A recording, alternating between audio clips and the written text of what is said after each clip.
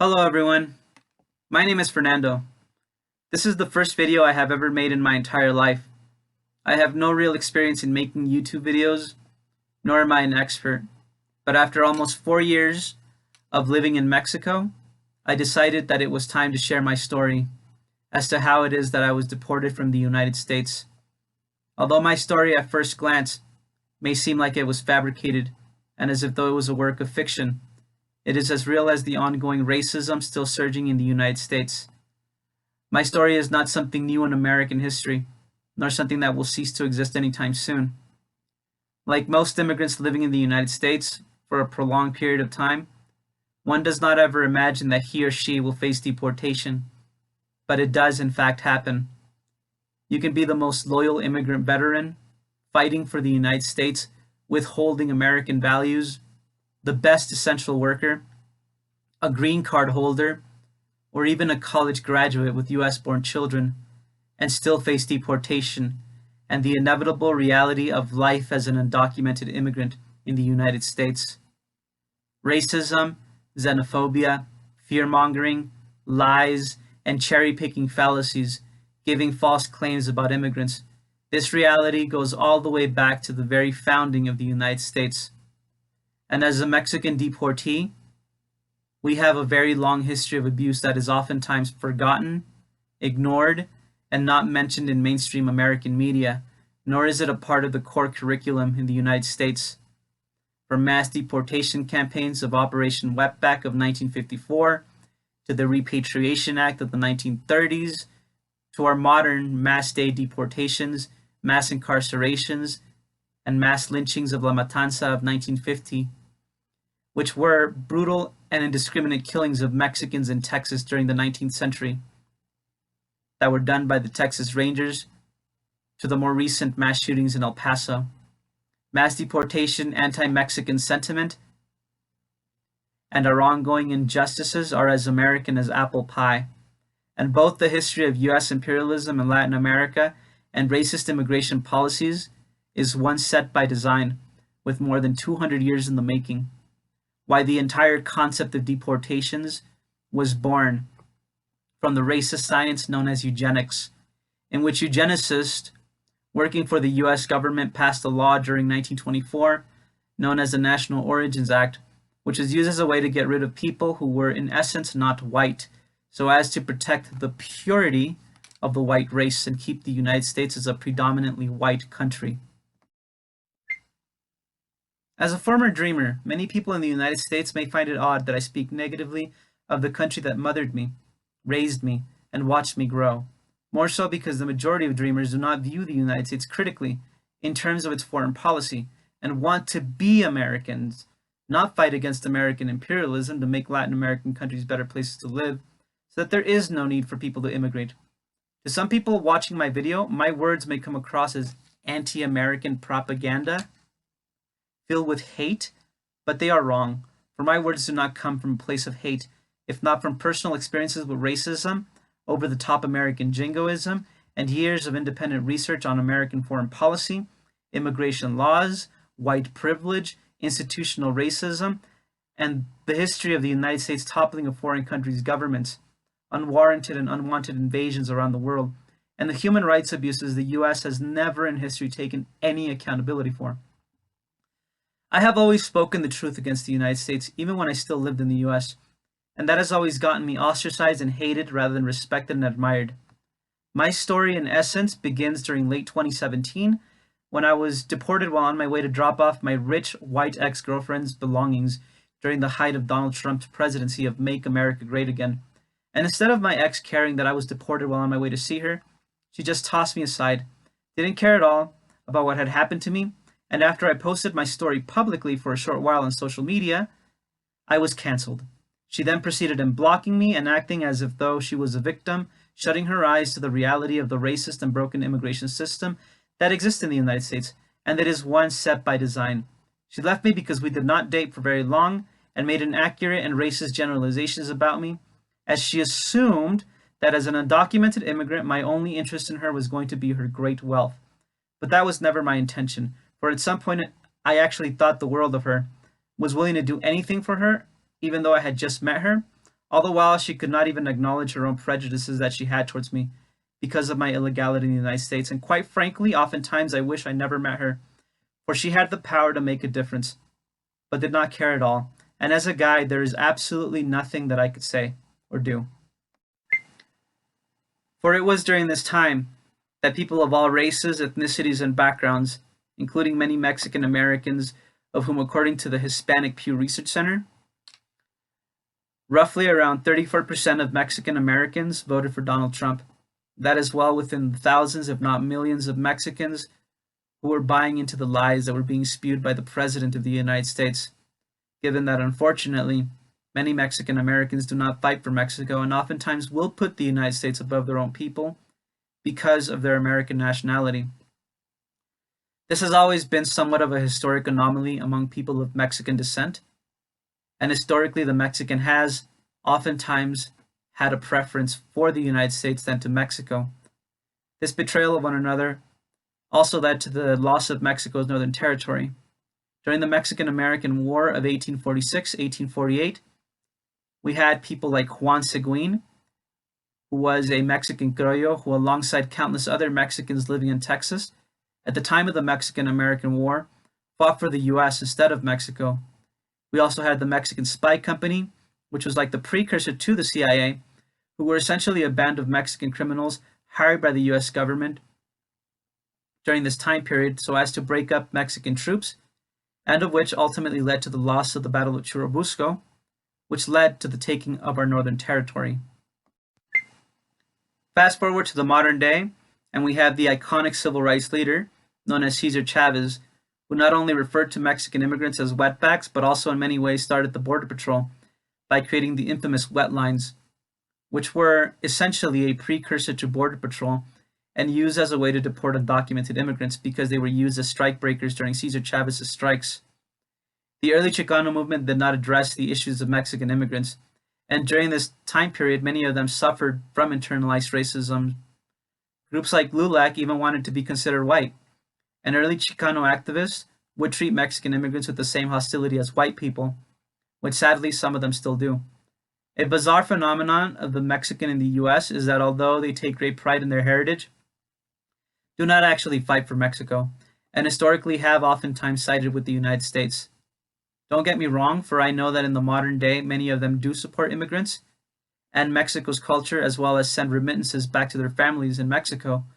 But taking pride in Mexico's rich heritage is not the same thing as actually fighting for Mexico, and remittances only do so much for Mexico as a country.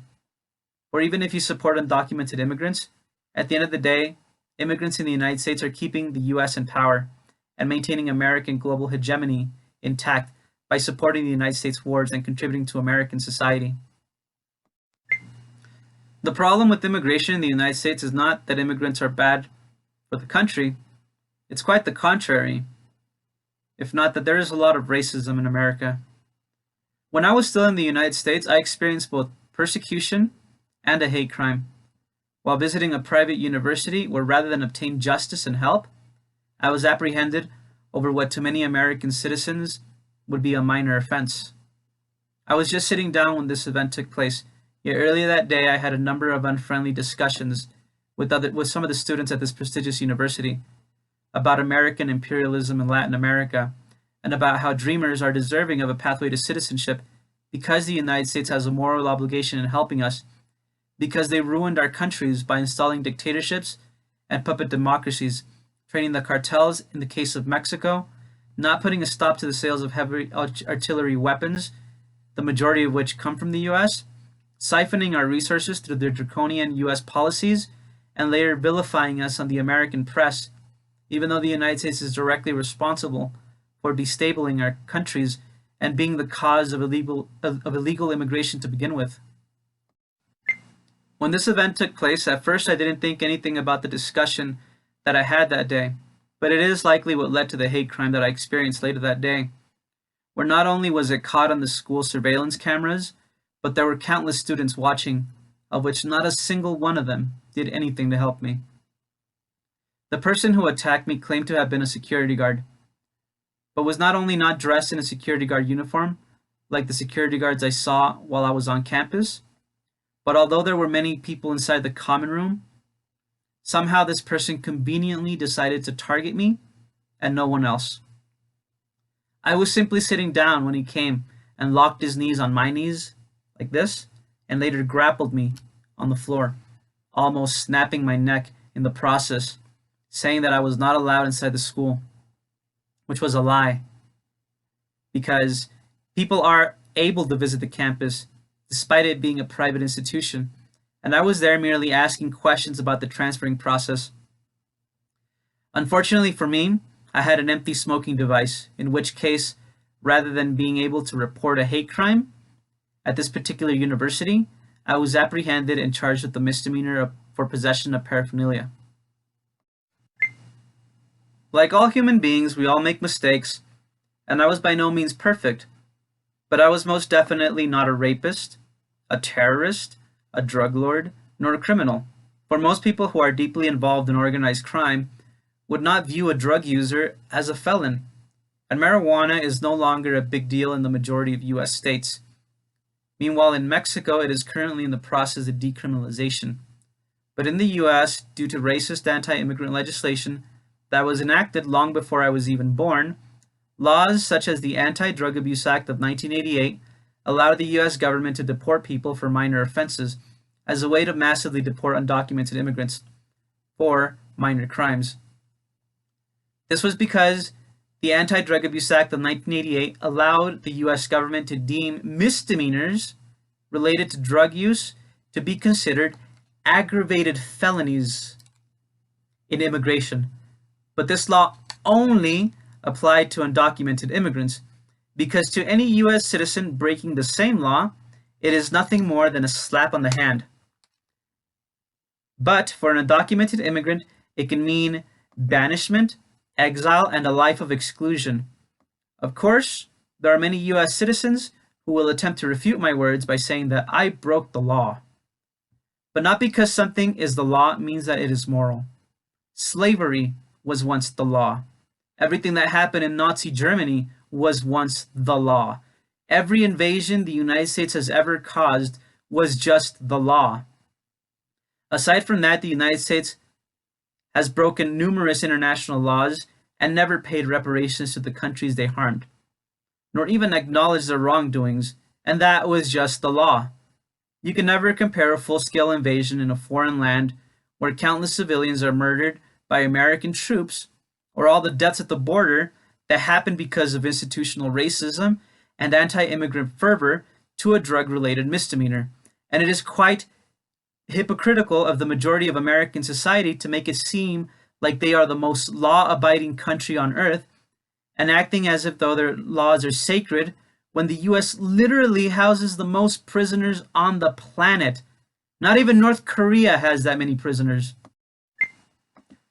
I relapsed on drugs after 10 years of sobriety because I was denied DACA because of one misdemeanor that I had gotten when I had just turned 18.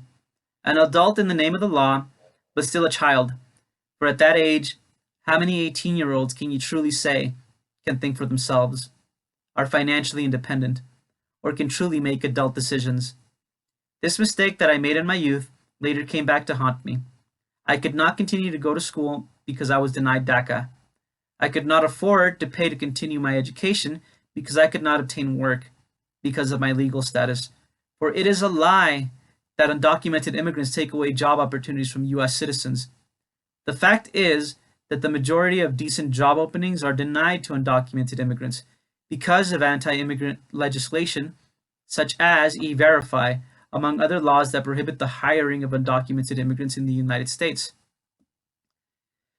I was going through an immense difficult time, which eventually led me to relapse on drugs. But prior to this, I had maintained my sobriety for more than 10 years. I had returned to school, graduated from high school, graduated from college, been involved in the community with pro-immigrant youth organizations, was on the verge of transferring to a 4-year university, needing only 1 year to obtain my BA degree.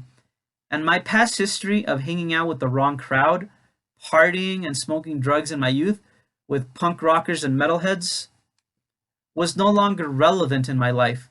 But to the United States government, something that happened more than 10 years ago was somehow still relevant. And nothing that I did until that moment in my life mattered at all. None of my accomplishments mattered to the United States government because when I was 18 years old, I suffered from suicidal tendencies due to constant anti-immigrant hatred and bullying that I experienced throughout my life in the US, which led me to not only attempt to commit suicide at a very young age, but ultimately led me to consume drugs as a way to cope with my depression, which came as a result of the constant harassments and everyday racism that I had to endure on a regular basis while I lived in the US.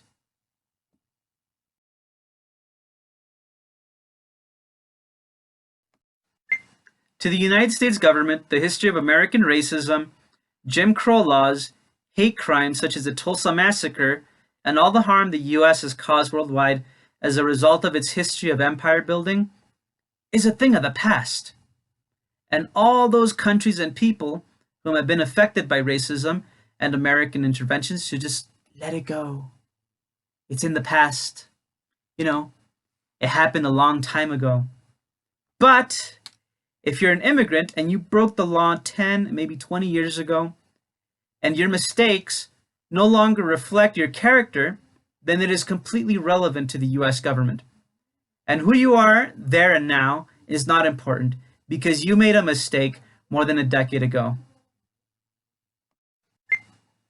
I experienced a hate crime, persecution, temporary homelessness, was denied DACA, and never received justice because I was critical of American foreign policies.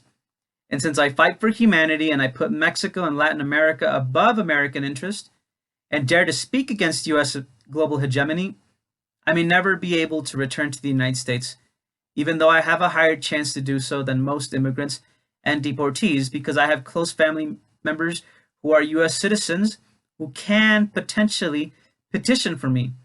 And because my charges were minor, that means that I can have a higher chance to return than most people in my situation. However, in order to become a US citizen, you have to pledge allegiance to the United States and not question the actions that the US takes around the world. Doing what is right and choosing humanity over the United States means that I will never be able to see my family and loved ones ever again, as well as be seen as a radical for speaking the truth, which to the United States is seen as fake news. And here is the thing about fake news.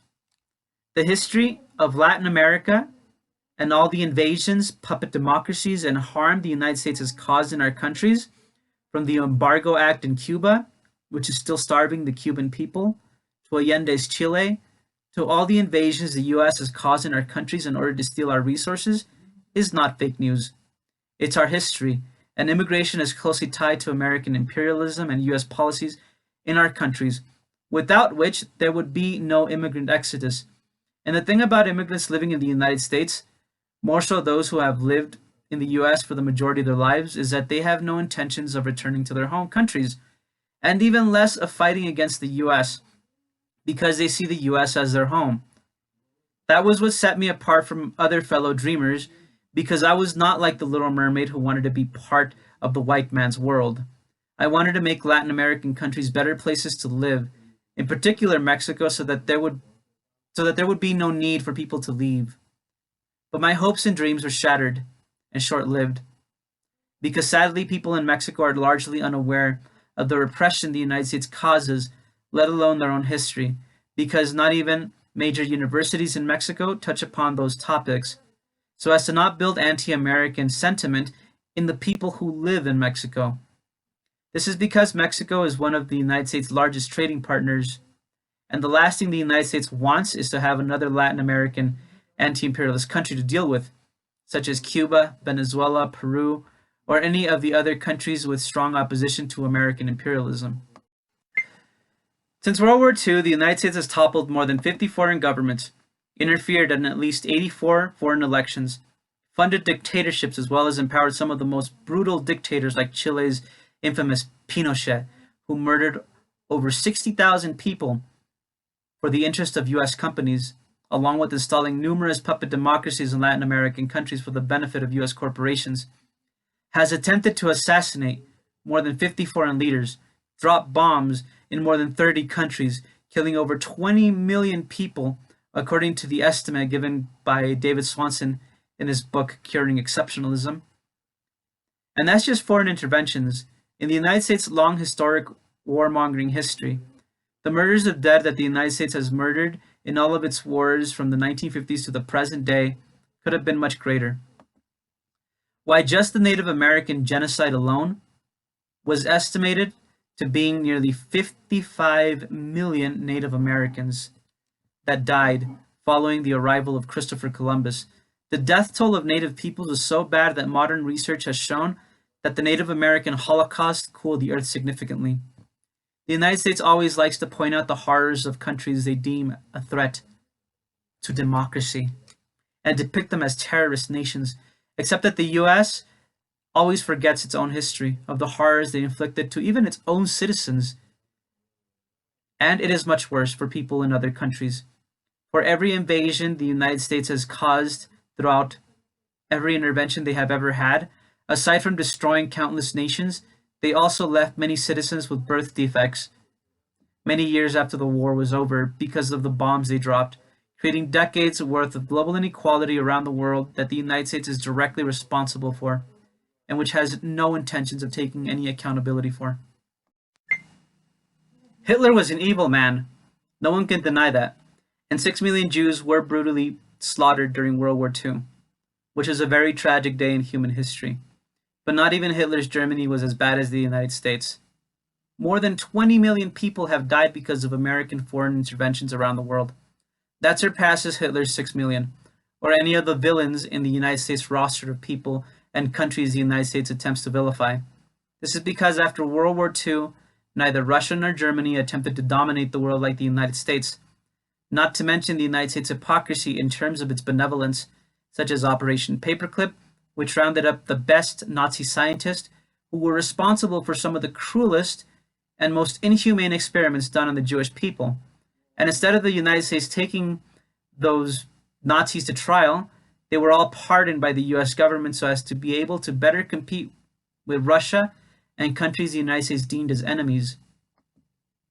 In continuation to America's hypocrisy, although Hitler's Germany was the main antagonist during World War II, it was not Germany that the United States decided to drop an atomic bomb on, nor were German Americans placed in internment camps like Japanese Americans, or massively deported or sent to the front lines disproportionately like Mexican Americans during Operation Wetback and virtually every single war the United States has had, where it is mainly people of color sent to the front lines in place of white Americans. To add to the history of American hypocrisy, for whenever the US is criticized, the effects of Godwin's law is always implanted in any conversation with Americans in denial of their atrocious history, as they attempt to defend their imperialist stance by mentioning Hitler whenever a debate drags on. It is very common for the United States to conveniently forget that Nazi Germany would have never happened had it not been for American racism and the Jim Crow laws which inspired the Nuremberg laws of Germany.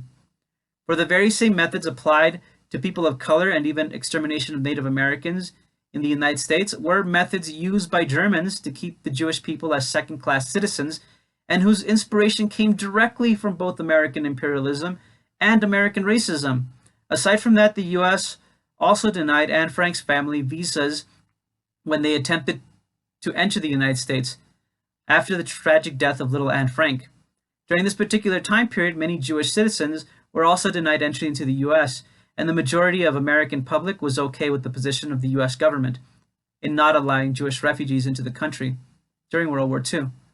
In the same way that in the modern day, the majority of US citizens are okay with holding children in immigrant detention facilities for an indefinite amount of time and separating families for decades on end, oftentimes leading to injustices in their home countries, leaving a void in the hearts of families who were separated. Mexico's defeat during the Mexican-American War opened the doors to American imperialism and rise of white supremacy. For had Mexico been the victor, the world as we know it would be a very different place. For starters, Mexico considers itself a mestizo nation, of which until the 1960s, miscegenation, which is another word for race mixing, was against the law in the United States. Meanwhile, in Mexico, Miscegenation, or mestizaje as it is called in Spanish, is part of Mexico's heritage of racial, cultural, and religious syncretism. Why even Hernán Cortés, who was an avowed racist and person of his time, loved his mestizo children that he had with La Malinche and treated them no differently than his Creole-born children. All the while in the United States, about 300 years after Cortés, Thomas Jefferson also had mixed-race children of his own with one of his slaves by the name of Sally Hemings. The difference here is that, unlike Cortés, Thomas Jefferson not only denied the existence of his mulatto children, but also sold them into slavery.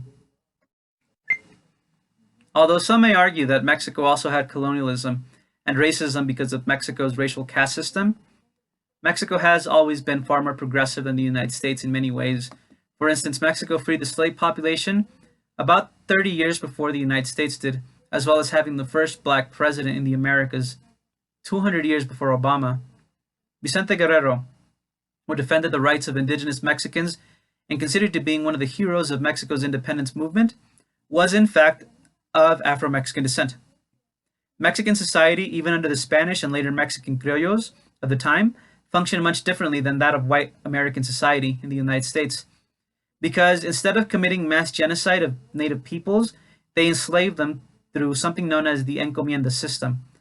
And however cruel both colonizers were, whether they be the colonizers of the US or the colonizers of Mexico, had Mexico not lost its territory, perhaps all those wars and all that suffering the United States has caused worldwide, including to its own citizens, mainly people of color, would have probably never happened.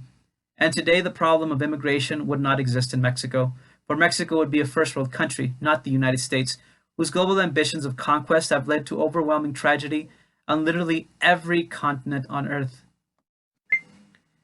A mixture of US imperialism, white supremacy, and American exceptionalism has led to the current system of global apartheid and wage slavery in countries that the United States has virtually enslaved. One of the most well-known authors on Latin American history, Eduardo Galeano, quoted before his passing, "Every time the United States saves a country, it leaves an asylum or a cemetery." I'd like to add to his quote by saying that not even the most well-intended liberal US citizen would give up his or her privileges for humanity. The US profits from the human misery it creates around the world, and that tiny percentage of refugees that the US accepts every year would have never left their country of origin had the United States not gone and invaded their land or caused some sort of suffering through their foreign policy. Of course, this version of history is largely ignored as it contradicts everything that the United States supposedly stands for. That is why the history of Latin America is not made common knowledge, and has even been made to be seen as anti-white, anti-American propaganda in the United States.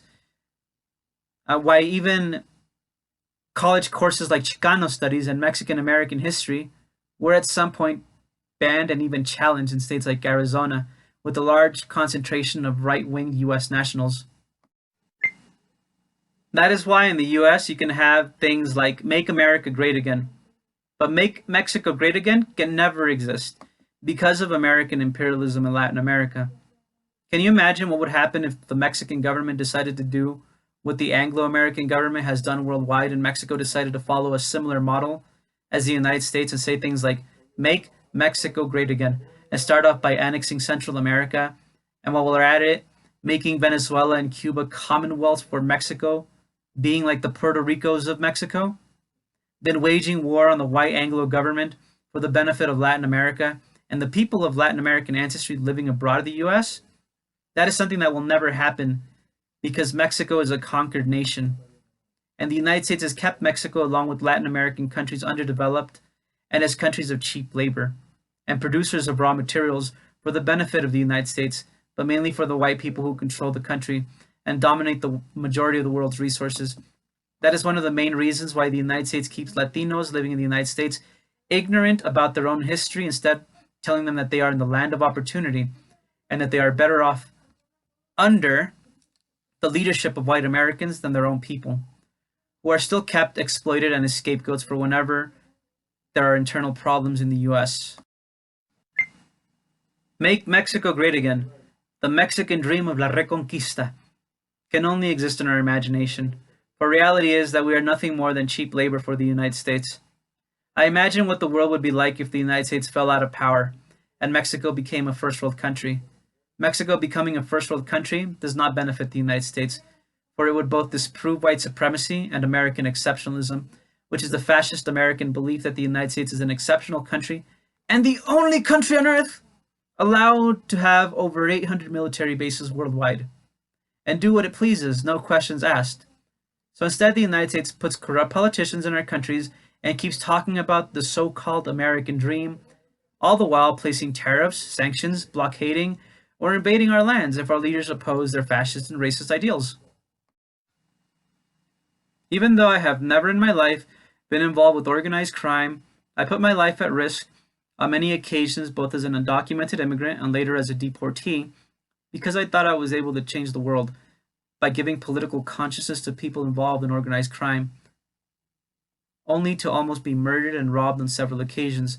Unfortunately, people involved in illicit activities do not have any intentions of unifying all Latin America against American global hegemony, and are more focused on controlling the black market and fighting against each other than Che Guevara's Pan-American dream. That, however, did not stop me from wanting to make a difference in the world. That is why, while I was in immigrant detention, I was even responsible for setting up a small hunger strike that actually came out in the news a while back ago, because I was trying to make conditions better for immigrants being held at these locations due to the extremely negative way and harsh conditions that we are all treated while in the facility. When this peaceful protest was taking place inside immigrant detention, more than a dozen armed guards carrying grenade launchers filled with gas canisters came into the facility, threatening to shoot everyone unless the protest stopped. Afterwards, those involved in the protest were taken to solitary confinement. I was in what was called 23-hour lockdown for more than 4 months, where you are basically in a tiny cell with nothing more than a bathroom, a tiny table, and less than 10 inches of walking room, only allowed to go to the common room area for 1 hour a day. Before the protest and before being placed in solitary confinement, there were countless people from all over the world awaiting their trial and deportation. The majority of people inside immigrant detention facilities were of Latin American origin. However, there were also lots of people from Africa and the Middle East. White Europeans awaiting to be deported were a tiny minority. However, here we could see how the US government gave preferences and more chances to white undocumented immigrants than those from Latin America.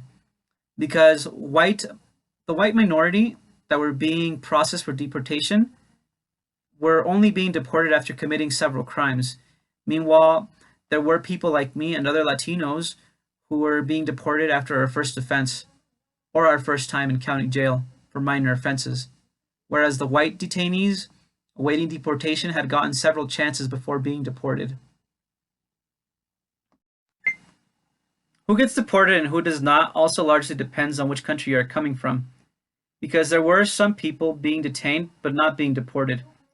Countries such as Cuba, Panama, and a multitude of Middle Eastern countries actually do not accept deportations, so they were merely being detained but not being deported. I actually had grassroots organizations helping me with my case at the time, and even managed to get a bail bond, but ultimately ruined my chances of staying in the country, because at the time I was hell-bent on trying to get the US government to take accountability for all the damage they have caused in the world, and in the case of immigrants, the foreign policies that have led to countless deaths at the border. I thought that I was able to make a difference, but it only ruined my chances to stay in the country, and added to my punishment in regards to deportation, because instead of getting voluntary departure, or only 1 year of deportation, I was given 10 for speaking against American imperialism while I was being detained. I took a very valiant action in speaking against the US while I was detained, but to the US government, the actions that they take around the world were irrelevant to my case. So they completely dismissed everything I said, because to the government it is a priority to waste trillions of dollars on deportations for minor drug offenses, and my words do not seem to matter to them at all, not even the slightest.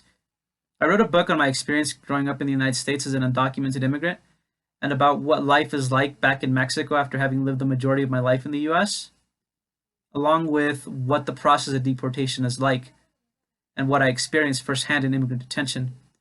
but I have yet to find a publisher willing to publish my book. And I do not have the money to pay for well-known publishers because those can cost up to $2,000 or more. And I don't make that kind of money in Mexico. Not even close. Also, it is hard for me to find employment and support in the country because upon arriving to Mexico, I attempted to build dissidence and sedition in the majority of bilingual places of work that I worked at while in the country, and rather than get support, I was fired. Chicano studies, Mexican American history, along with the history of repressive US policies, is not mentioned in Mexico, nor in Mexican universities. So rather than getting my point across to Mexican nationals, I ended up losing the few opportunities that I had while in the country.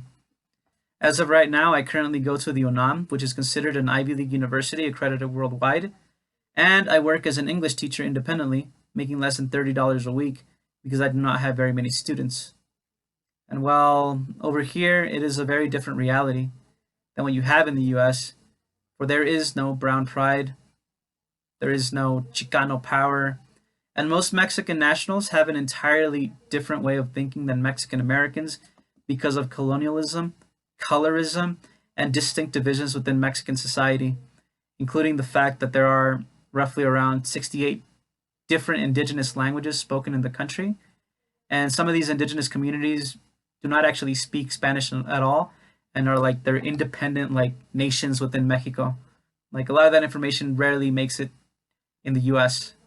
So it's very different over here, the way of thinking. I still dream big and I still want to get my book published someday so as to spread awareness of the struggles of deportees because our struggles are also the struggles of undocumented immigrants. This is because my reality as a deportee can potentially be the reality of any undocumented immigrant the day after tomorrow. So, yeah. I no longer want to overthrow the United States nor feel the same resentment that I felt when I first arrived in Mexico and was trying to get the mafia to unify and overthrow the US government. But I do feel that it is up to American people to hold their country's government accountable for its actions and start taking responsibility for the harm that they have inflicted worldwide because I deeply believe that things like 9/11 could have been prevented had the United States been honest about its policymaking that led to those actions. No one on planet Earth is just going to wake up someday and say that they hate the United States for no reason. A country's government in a foreign land is not just going to wake up overnight and say that they want to bomb the United States or say things like death to America for no reason. There's always a reason. And it is time that the United States as a country starts taking accountability instead of acting like they could do no wrong when history tells us otherwise. The wars of tomorrow can be prevented today. It's time for the US to start taking accountability. And well, this is the first video that I have ever done. I do plan on making more, but showing you of what Mexico is really like as a country and how people like me, deported dreamers, survive in Mexico, as well as attempt to show you the beauty of what the country is really like. I'm merely one of millions of deported dreamers and deportees in the country, and although things are not that great for me at the moment, there are plenty of deportees and returnees in Mexico who have managed to make it in the country and are better off here than in the US. Hopefully, I get there soon. Yeah, for right now, I'm doing videos to show people the reality of what deportees face, because right now, as a result of mass deportations, there are currently communities in Mexico made up of bilingual deportees, and Mexico as a country is not always the way that the American media likes to depict it. Yes, there is crime and there is inequality, but that is not the whole country as a whole. Mexico does have a lot to offer, and it does offer many deportees a second chance at life for those who make the right choices and steer away from illicit activities, because those people involved in organized crime, they typically leave tourists and common people alone. In the 4 years that I have been living in Mexico, I have never once had any negative experience here. And I want my audience to know that Mexico has a growing economy, and there are many people who do live well in Mexico. There are even tons of expat communities made up of retirees and foreigners living abroad. And if given the chance, I think that Mexico is a country that is worth visiting and getting to know. Anyways, I hope that my video wasn't like too overly political and doesn't scare people away, as I plan on making more videos on what life is like as a deported dreamer.